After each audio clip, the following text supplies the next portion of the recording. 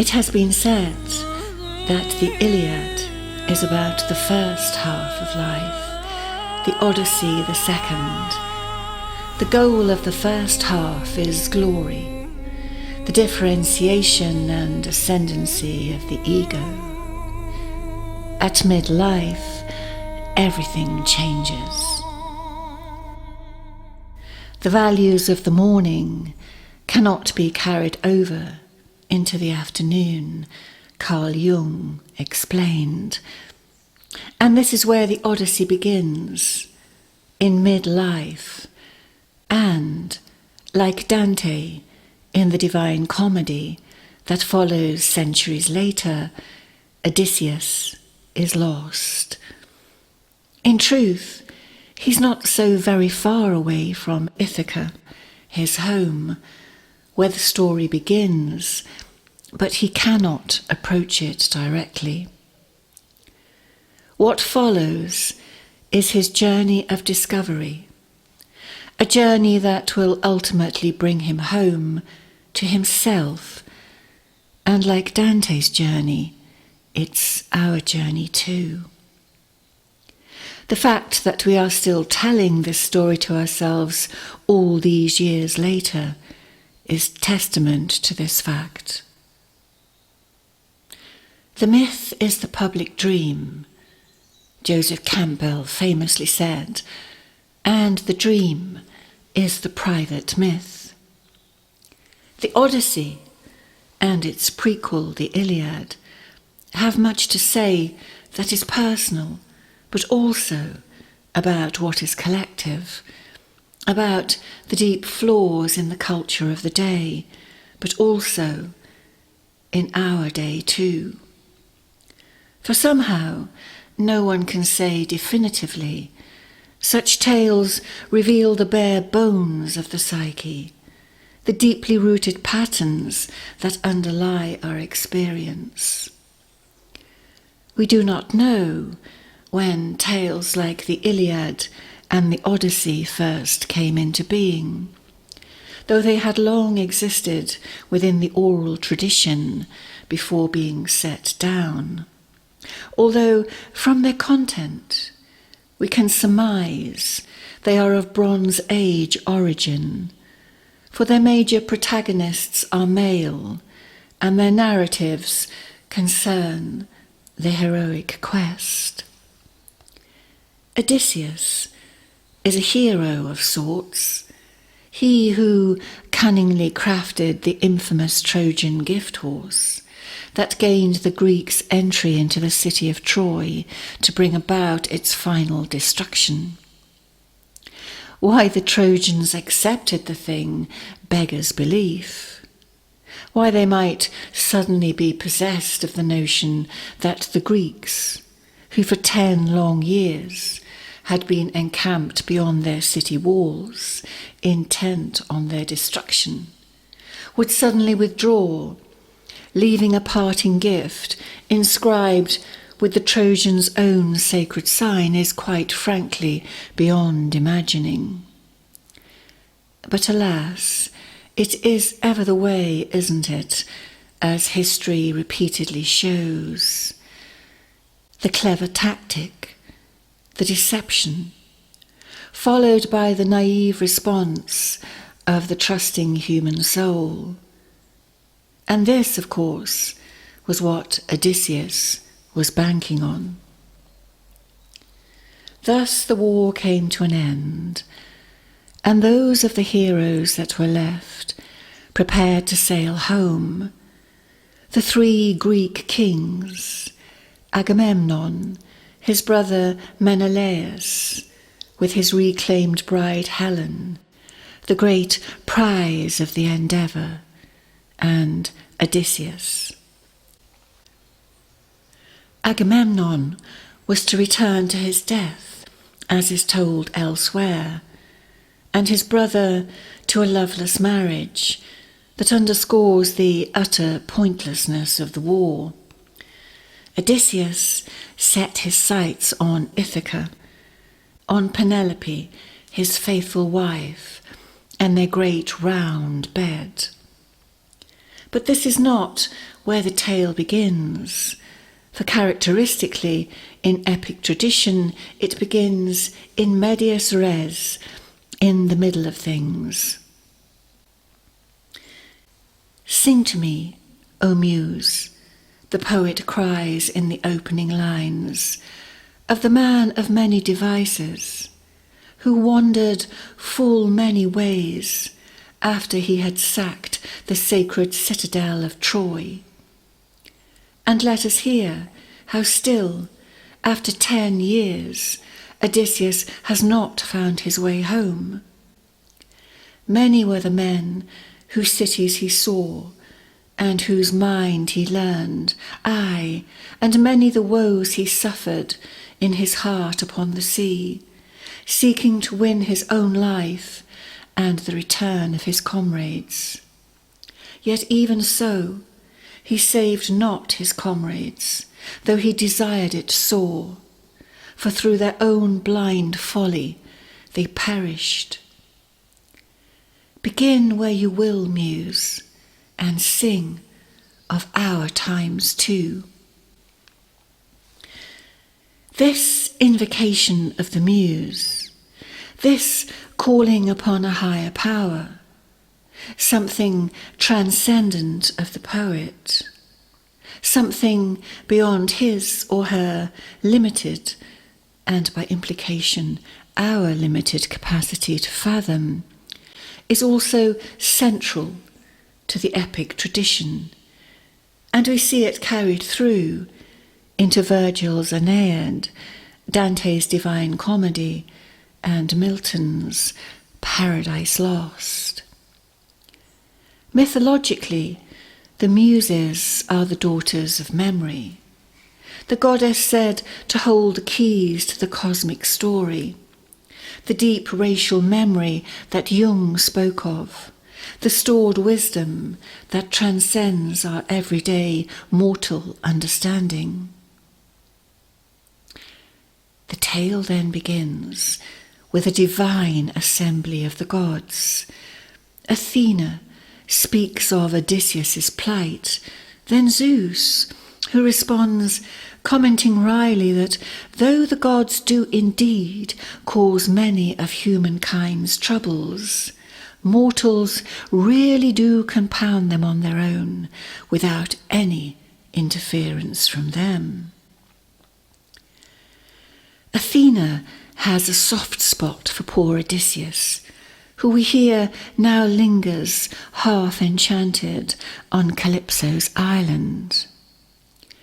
Now Calypso is a dazzlingly gorgeous nymph who has held him captive for the past 7 years, drawing him to her bed each night, delighting him with her sensual charms, even promising him immortality if he stays. He has obliged, of course, what man could resist? But it is not love, it is not Penelope, his faithful wife, who awaits him still on Ithaca. And each morning we hear, he can be seen staring out to sea, weeping and longing for home. In pity, the gods devise a plan to help him find his way back, all except Poseidon, that is, who is elsewhere at the time. He hates Odysseus for reasons that shall become clear, and he has done his best to impede him thus far. Zeus then dispatches Hermes, the winged messenger of the gods, to persuade Calypso to let Odysseus go, and very reluctantly she agrees. But as Hermes comes near to the island, he understands how difficult it must have been for Odysseus to drag himself away. Homer's description of what Hermes sees upon his arrival is so lovely that the poet Milton is said to have taken it as inspiration for his description of paradise centuries later. Quoting now. So Hermes travelled over the endless breakers until he reached the distant isle. Then leaving the violet sea, he crossed the land and came to the vast cave where the nymph of the lovely tresses lived, and he found her at home. A great fire blazed on the hearth, and the scent of burning cedar logs and juniper spread far across the isle.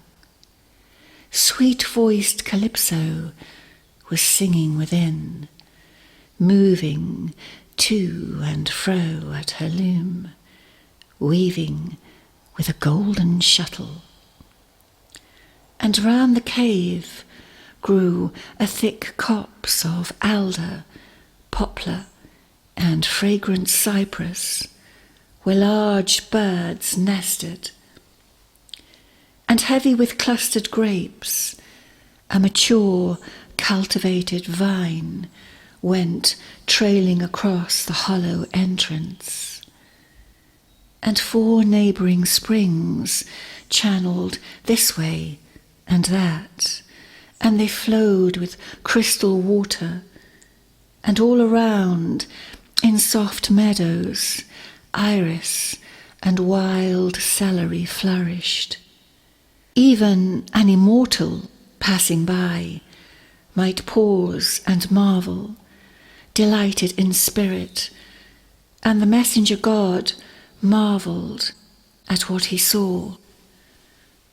Meanwhile, Athena goes down to Ithaca to Telemachus, Odysseus's 20-year-old son, who is struggling helplessly to hold off 108 suitors who have settled themselves in his father's court in the hope that he will never return, and that Penelope, his mother, will be forced in the end to accept one of them in marriage. The rule of hospitality, known as Xenia, enshrined in the ancient world, has left Odysseus's household at the mercy of these young suitors, who eat his food, drink his wine, and even wear his clothes.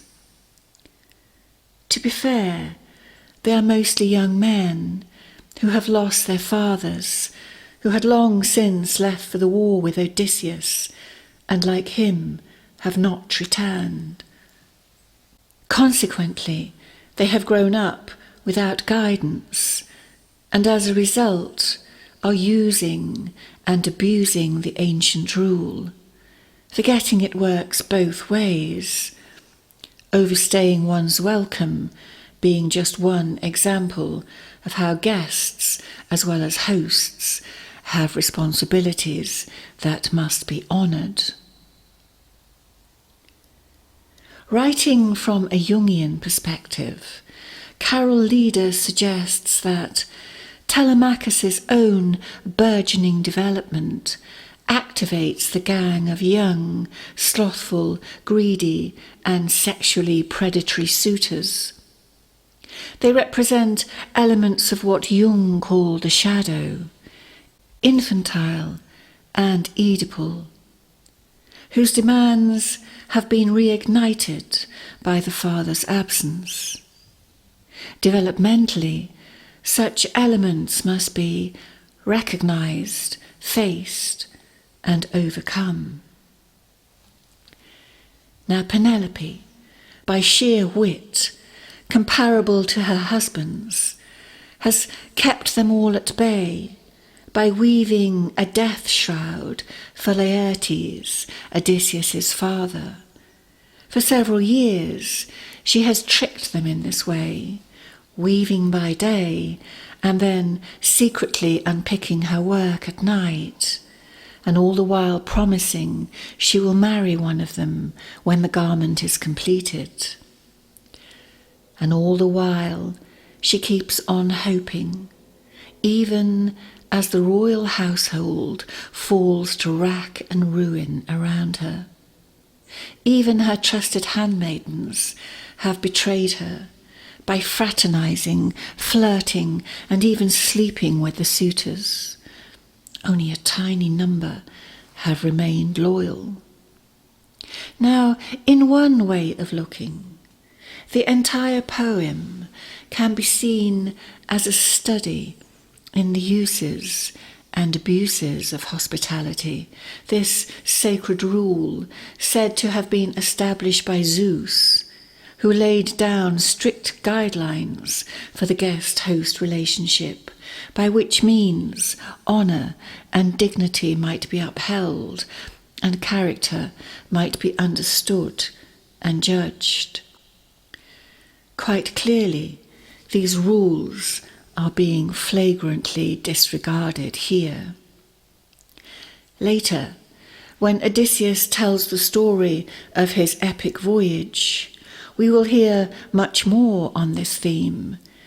But for now, let us return our attention to Ithaca, to Telemachus, Odysseus' son, who is at a complete loss until the goddess Athena turns up to assist him, disguised as Mentor, the older man who has become his guide in the absence of his father. There is no time here to recount all that then transpires, for the epic tale is long and convoluted, stretching many nights in the telling. But suffice to say, Athena inspires Telemachus to leave Ithaca and to set out in search of his father. If he does not find him, he must return, perform the necessary funeral rites, and assist his mother to remarry an appropriate suitor. He is no longer a child, Mentor impresses upon him, and he must behave accordingly. Otherwise, the kingdom will be utterly ruined. He sets sail then on what will be for him a rites of passage voyage, from which he will return changed and much more able to assist his father if he ever does make it home. Meanwhile, Odysseus, having been set free, sets forth eagerly from Calypso's island upon a makeshift raft, which only took him 4 days to create, so eager was he to set forth. But his old enemy Poseidon spies him on the water, and he conjures a great storm. The flimsy vessel cannot withstand the force of the waves and capsizes, and poor Odysseus is dragged down to the depths, almost certainly to his death. But fate will have it that this is not to be his end, no matter what Poseidon wishes.